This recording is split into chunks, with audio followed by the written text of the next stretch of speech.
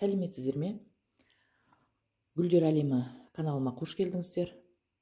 Бүгін біз сіздермен тағы да бір өте қарапайым, қолжетімді қоспамен танысатын боламыз. Ол затты өздеріңіз жақсы білесіздер. Қазір біз алманың қабығынан гүлдерге пайдалы қоспа жасайтын боламыз. Бұл алманың қабығында кремний, калий, витамин С және де аз мөлшерде магний мен фосфор бар. Бұл қоспа гүлдердің иммунитетін көтереді, өйткені алмада кремний мен темір көп болғандықтан бұл гүлдердің хлороз ауруына көмектеседі.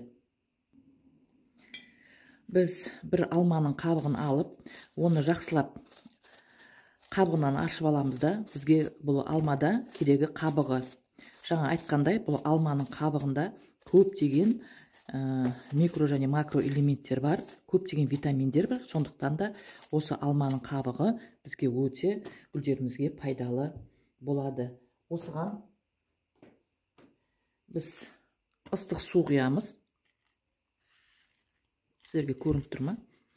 Ыстық су құямыз да 10-15 минуттай осы қоспаны ыстық суда қалдырамыз.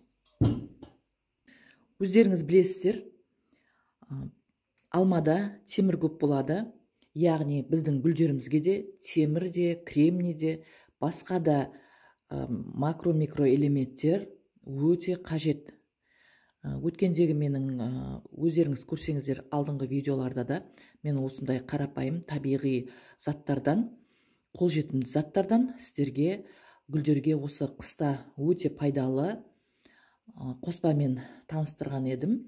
Қарап отырсақ, біздің өзіміздің күнделікті өмірде пайдаланып жүрген асханамыздағы бар заттардан біз осы гүлдерге көптеген витаминдері бар қоспа жасап гүлдерімізге беруімізге болады екен.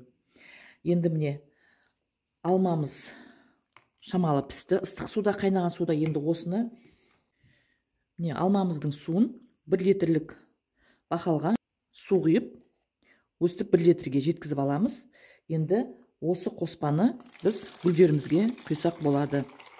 Бұл қоспадан кейін, егерде қыста сіздің гүлдеріңіз жапырақтары сарғайып, ауырып тұратын болса, осы қоспа гүлдеріңіздің жапырақтарын сарғаюдан қорғайды, және де бұл гүлдеріңіздің, гүлдейтін гүлдердің гүл ашуына өте жақсы көмектеседі.